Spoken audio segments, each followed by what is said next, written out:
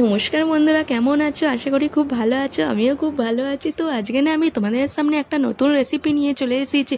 সেটা হচ্ছে আজকে করব না নিরামিষ আলুর দম। সেই আলুর দমটাই আমি তোমাদের সাথে শেয়ার করব বন্ধুরা। তো এই আলুর দমটা তোমরা বাড়িতে অবশ্যই করে দেখো, আর আমার রেসিপিটা পুরোটা দেখতে থাকো, তাহলে তোমাদের ভালো লাগবে অবশ্যই, তাহলে তোমরা বুঝতে পারবে। প্রথমে কড়া বসিয়ে দিয়েছি, কড়ার মধ্যে দিয়ে দিচ্ছি বেশ খানিকটা সাদা তেল।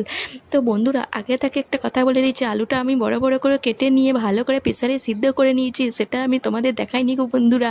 দেখো ওই তেলটা যখন গরম হয়ে গেছে না, ওই তেলের মধ্যে দিয়ে দিচ্ছি এই আদা করা মেশিনগুলো হয় না, হাতে করে একটুখানি কুড়ে নিচ্ছি গা। ওই আদাটা কুড়ে নিয়ে ভালো করে তেলের মধ্যে দিয়ে একটুখানি, দেখো আদাটা যখন ভালো করে তেলের মধ্যে আমি নাড়ছি না, দেখতেই পেয়েছি একটুখানি ভাজা ভাজা হয়ে গেছে। ওর মধ্যে দিয়ে দিচ্ছি 5 ফোড়ন গো, 5টা ফোড়ন যে হয় না 5 ফোড়ন, ওই 5 ফোড়নটা দিয়ে দিচ্ছি। তার মধ্যে দিয়ে দিচ্ছি সাদা জিরে। তো 5 ফোড়ন আর সাদা জিরেটাকে নেড়ে নিচ্ছি 10 সেকেন্ড মতো। আর আমার বন্ধুরা গ্যাসের ফ্লেমটা একদম লো ফ্লেমে আছে, নাহলে মশলাগুলো সমস্ত ফোড়নগুলো সব পুড়ে যাবে না। তারপর দিয়ে দিচ্ছি টমেটো কুচি। টমেটো কুচিটা আমার বেশ ছোটো ছোটো করে কাটা না, একটু মিডিয়াম সাইজে কাটা আছে। তারপর টমেটোটা সিদ্ধ করার জন্য আমি কী দেবো বলো তো, টমেটোটা যাতে সিদ্ধ হয় তার জন্য আমি দিয়ে দেবো একটুখানি লবণ গো, যাতে টমেটোটা ভালো করে সিদ্ধ হয়ে যায়। তো বেশি লবণ দিচ্ছি না, একটুখানি লবণ দিয়েছি, তো যাতে টমেটোটা ভালো করে সিদ্ধ হয়ে যায়। তারপর টমেটোটা খুন্তির সাহায্যে একটুখানি কেটে দিচ্ছি। তো দেখো টমেটোটা নাড়তে নাড়তে আমার একটুখানি ভালো রকম গলে গেছে, দেখতেই পেয়েছো। এরপর দিয়ে দেবো টমেটো সস। তো টমেটো সসটাকে দিয়ে আমি ভালো করে টমেটোর সাথে ভালো করে মিশিয়ে নেবো। তো টমেটোটা সসটাকে ভালো করে মিশিয়ে নিচ্ছি, দেখতে পেয়েছো কালারটা কেমন হয়ে গেছে না টমেটো সসটা দেওয়ার পরে। তো তেলের মধ্যে জায়গায় টমেটো পড়েছে, কালারটা তো একটুখানি চেঞ্জ হবেই, বলো না। তারপর দেখো এই যে আমি সিদ্ধ করে রেখেছিলাম আলুটা, সিদ্ধ করে রাখা আলুটা দিয়ে দিলাম। আর আলুটার মধ্যে একটু একটু করে জল ছিল গো, সেই জলটা পড়ে গেছে, দেখতেই পেয়েছো।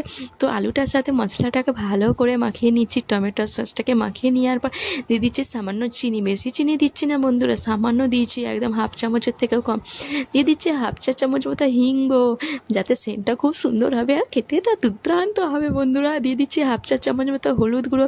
এবার দিয়ে দিচ্ছি লবণ গুঁড়ো। তো আমি বেশি লবণ দেবো না, একটু লবণ আমার দেওয়া ছিল টমেটোটার মধ্যে, সেই জন্য আমি অল্প করে লবণ দিয়েছি।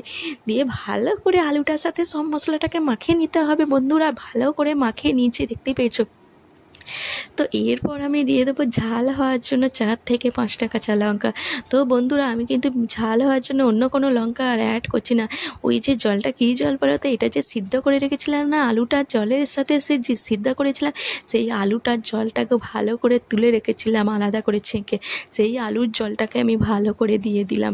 দিয়ে ভালো করে একটুখানি ফুটিয়ে নিচ্ছি, দেখতেই পেয়েছো ভালো করে কেমন ফুটছে না, যেন মনে হচ্ছে মাছ কিলবিল করছে। একটুখানি সে জলে মাছ কিলবিল কিলবিল করে না, সেরকম যেন মনে হচ্ছে মাছ কিলবিল কিলবিল করছে। দেখো কি দারুণ ফুটছে, যেন আমার দিকে রেগে গিয়ে খট খট খট খট করে তাকাচ্ছে বন্ধুরা গো।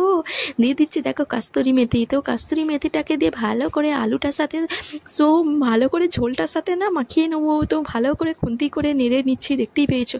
তারপর দিয়ে দেবো নামানোর আগে, আমার তরকারিটা হয়ে গেছে, এরপর নামানোর আগে দিয়ে দেবো মিট মশলা। তো মিট মশলাটাকে দিয়ে ভালো করে নেড়ে চেড়ে ভালো করে 10 সেকেন্ড মতো একটুখানি গরম করে নেবো, মানে ফুটিয়ে নেবো গো বন্ধুরা। তো 10 সেকেন্ড ফুটিয়ে নেওয়ার পর আমি এবার দেখো আমার তরকারিটা দারুণ কালার হয়েছে, আর তরকারিটা আমার রেডি হয়ে গেছে। তো বন্ধুরা আজকের রেসিপিটা তোমাদের কেমন হয়েছে অবশ্যই কমেন্ট করে বলো। তো আমি এবার গরম গরম নামিয়ে ফেলছি। আর এই তরকারিটা না ভাত, রুটি, পরোটা, লুচি, নান সবের সাথে দুর্দান্ত লাগবে। এইরকম নিরামিষ তরকারি যদি করতে চাও অবশ্যই আমার রেসিপিটা ফলো করো, আর রেসিপিটা ফলো করে না বাড়িটা অবশ্যই করে ফেলো। তো বন্ধুরা আমার রেসিপিটা কেমন হয়েছে অবশ্যই কমেন্ট করে বলো, ভালো লাগলে লাইক, কমেন্ট আর শেয়ার করো, আর আমার চ্যানেলটিকে সাবস্ক্রাইব করতে ভুলো না।